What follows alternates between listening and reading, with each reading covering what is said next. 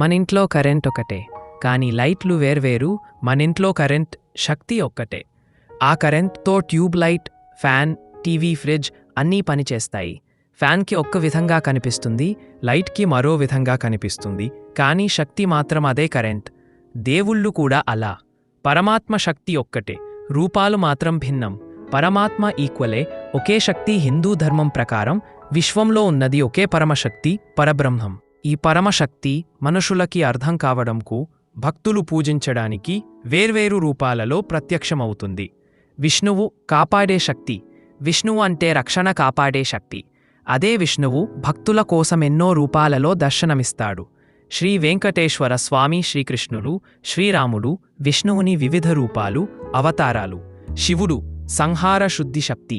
శివుడు అంటే సంహారం, మార్పు, పరిశుద్ధి చేసే శక్తి. విష్ణువు, శివుడు ఇద్దరికి పనులు వేర్వేరు, ఒకే శక్తి, కానీ డ్యూటీలు వేరు అనుకుంటే సరిపోతుంది. శివయ్య, శివశంకరుడు, మహాదేవుడు ఇవన్నీ శివుని పేర్లు. నీటిని తీసుకుంటే రూపాలు ఎన్నో. నీరు ఒక్కటి, కాని అది ఐస్ అయితే కఠిన రూపం, నీరు అయితే ద్రవ రూపం, ఆవిరైతే వాయువు రూపం. నీరు మాత్రం మారదు. పరమాత్మ శక్తి ఈక్వల్ నీరు, దేవుళ్ళు ఈక్వల్ రూపాలు, ఐస్, నీరు, ఆవిరి. అర్థమైందా? అందరూ ఒక్కరేనా? విష్ణువు, శివుడు, శ్రీకృష్ణుడు, వెంకటేశ్వరుడు ఇవన్నీ అదే ఒక్క పరమాత్మ శక్తి యొక్క భిన్న రూపాలు. కానీ పురాణాలు, ఆచారాలు ప్రకారం వీరు వేర్వేరు దేవతలు, వేర్వేరు కథలు, వేర్వేరు శక్తులు కలవారు.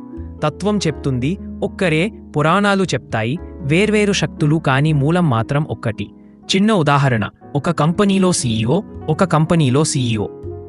కానీ ఫైనాన్స్ డిపార్ట్మెంట్కి ఒక్క హెడ్, హెచ్ఆర్ డిపార్ట్మెంట్కి ఒక్క హెడ్.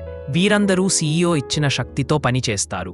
ఇదే విధంగా విష్ణువు కాపాడే శాఖ, శివుడు సంహారం, మార్పు శాఖ, బ్రహ్మ సృష్టి శాఖ. మూలం మాత్రం పరమాత్మ. సారాంశం, పరమాత్మ ఒక్కటే. అతడు భక్తుల కోసం వేర్వేరు రూపాల్లో దర్శనమిస్తాడు. వెంకటేశ్వరుడు విష్ణువుని రూప, విష్ణుడు, శివుడు పనులు వేర్వేరు, కానీ శక్తి మాత్రం ఒక్కటే.